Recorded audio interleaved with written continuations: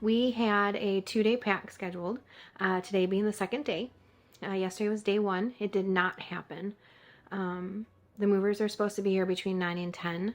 By 11:30, they still hadn't shown up. We contacted the company to find out that they had moved the time from 9 to 10 to 1 to 3. They didn't contact us to let us know. When my husband asked why we weren't notified, the gentleman simply said, well, I just didn't get to it. I called them 3 more times yesterday because, again, just trying to figure out if the movers were coming or not. After 3, they still hadn't shown up, and I was still assured, oh, they're coming. They said they're coming. There was an issue with the delivery and a last minute full unpack request, but they're coming. And at 5 o'clock with my final call, I was actually on hold with waiting for the lady that was calling the company to find out that the company had turned their phones off at 5, so she couldn't even get through. But I was lucky enough to get someone that actually called me, who had been kind of following my case, to let me know that they actually weren't coming at all, and to assure me that they could do our 2-day pack in 1 day. They would do it properly, that none of our stuff would be damaged or anything, that they would be sending their A-team and everything would be good, that they should be there between 9 and 10 again. So the next day, I called the company and said that they don't know where they are, that they'll be there, and we just need to wait. Finally, at 12 o'clock, they show up. The Packers really did do a great job. I thought they got right to work. However, things kind of took a turn for the worse. About 3 o'clock, we had 5 people come. At 3 o'clock, the driver took one of the Packers to her car or home. But I wasn't notified that we were losing a driver because she couldn't stay till after 4, which kind of tells me they may have known ahead of time, or we were losing a Packer. And then the driver went to go get his people food, which was fine. However, he hadn't shown back up, and I was starting to get a little concerned. And the next thing I know, I have 2 police officers standing in my backyard. My heart about be out of my chest. I couldn't really talk. I was so in shock. When he said, are you the resident? I said yes. Then he asked where my Packers were, and I said, well, they're upstairs packing. My driver's not here. He went to go get them food, and they said, well, your driver's not coming back. Come to find out, my driver never should have been allowed on post, which was a ball that post dropped, and I am taking up with the correct area there. However, it also falls on the company. When we scheduled or verified the time that they were coming for the first day, my husband also stressed that all the people stepping foot in our house had to have access to base.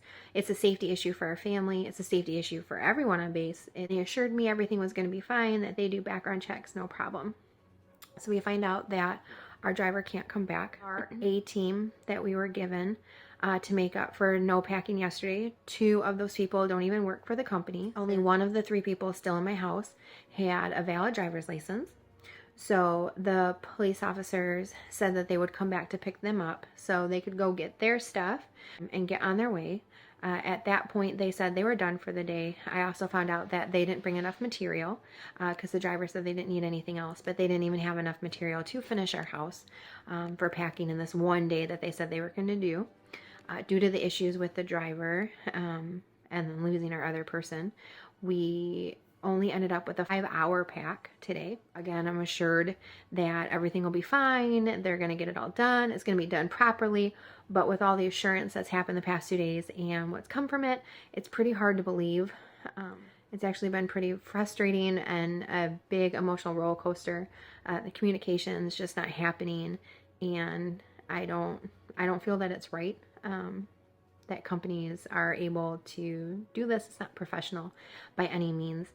Having police show up at your back door, it's like out of this horrible, scary book. Never something that I thought would happen during a PCS season. The company also told me that they do background checks. They just don't know what happened, but there was something that the systems here picked up, which caused it to be that he couldn't come on base and that he shouldn't have been on base in the first place. So it's definitely something that needs to get looked at, because he was in my house. He was around my kids. You know, he was in my family's space and my neighbors and stuff. It's not okay. On day 2, or what should have been day 2 of our 2-day pack, which turned into a 1-day pack in only 5 hours. I've also covered their vent. I had moved the box a little bit, and I will be moving it completely once the video is over, but I just wanted you guys to see how that was done. Here's our room. It's all of our pro gear up there that still needs to be marked and taken care of. Again, my vent's covered. My air conditioning must be on overdrive today. There's quite a bit of trash that's also been left. I've been kind of picking it up and moving it as I see it. This is our toy room, which also turned into part of our, this is everything that was out of our attic, all of our holiday decorations. So when I was told all they had left was that frame that you see with the threads on it. However, I found that my baskets that are pinned in have stuff in them. I also have 2 dressers in here that have some of my crafting supplies. And none of the drawers have been emptied. This one didn't have as much in it to begin with. However, this one is still quite full. I'm not sure if they'll empty it or if they're planning on just leaving the stuff in there. I guess we'll wait and see. And the joys of not having a garage means half your living room becomes your garage, but this all still needs to be packed as well. Our fish tank, we've asked how this is going to be packed. We still haven't really gotten an answer. Obviously, we'll figure that out tomorrow. Again, assure me that everything's going to go good tomorrow. They're going to get it all done. It'll be done properly. But with everything that's happened, all the smoke blowing, I guess you could say, I have little to no faith in it. But you're about 45 minutes to an hour into day 3. We had 3 packers come back. We have our driver and 2 gentlemen loading the truck. Everyone got here pretty close to the later end of the estimated time of 11. Things have been moving. We've got the 3 packers working in the living room and our garage, which is attached to the living room, finishing the packing, and then our driver's walking around looking at the stuff, taking his stuff, and the people are moving it out. So it's going pretty good. Got my fingers crossed that, like I said, 30 days of charm, and this will be our winner. What are we at? 1, 2, 3, 4 books. Webster's Dictionary. Okay. I can come up with a few words you can match to Webster's. So as you saw inside, it's moving. And I also just found out that our shipment will be the only one on the truck, which is new to us with all of our different moves, and I'm actually pretty excited about that. Definitely going better. They've moved up, the one packer's moved upstairs to start packing or finish that. So hopefully we'll keep going at this speed. We have a 55-gallon fish tank that I was told was going to be a third party. Then I was told it wasn't going to be a third party packing. And now I'm told it is going to be a third party packing. I have no idea when they're coming. And my driver said that if it's not done by the time he's ready to go, he's packing. So we'll see how that goes. Here's a look at my downstairs. It's a lot emptier.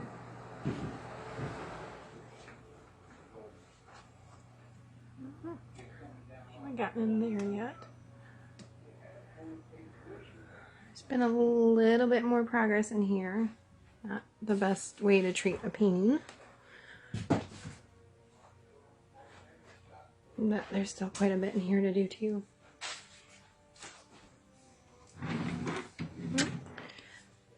Dressers are still full. And this is how you enjoy packing day. Right, we are just about at 5:15 on day 3 of our move. The movers have been working really hard to get everything packed and to get the truck loaded. We still have a ways to go. You can tell everyone's getting tired and a little frustrated. There's definitely been comments that I've overheard, seeing as how this move's been going not so smoothly, but just kind of brush them off and hold them to the standards that they need to be held to, I guess. They're still taking apart our beds. They got my children's bed apart. We still have some furniture that needs to be wrapped. They still have to get our washer and dryer down the stairs.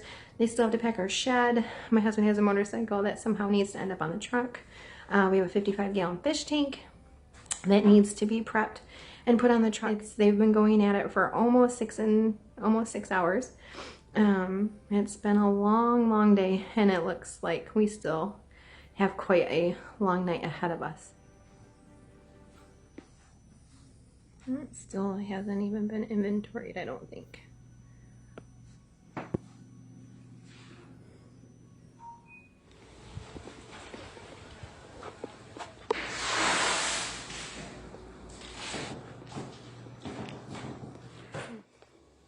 All right, so we just finished day 3 of our move.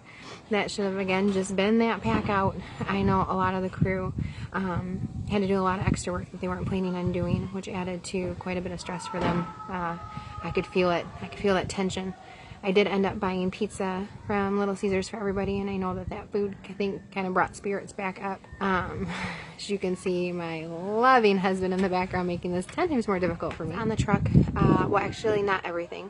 My husband's motorcycle is not on the truck. It is on the packing truck that came because, according to the crew from today, they had no idea that we had a motorcycle going in our shipment. I can guarantee you that the motorcycle was definitely on all of our paperwork, so they weren't prepared to have that. I did watch them put it on the truck. I did watch them secure it. Now they will be crating it tomorrow and then putting it onto our moving truck. Watch them secure my shipment in the back of the truck. They definitely did the best they could with what they had. I am pretty worried about the fact that there are items that weren't wrapped. They straight up just ran out of packing material. 2x4 that's holding our shipment in place is actually resting on the arms of it. So it'll be interesting to see how that comes off. And hopefully once all my extra stuff, my crated stuff gets put on, the shipment will get secured better for the move. Now, we just cross our fingers and hope we get a house soon at our next duty station so we can plan our delivery and get all of our stuff and see how this ended.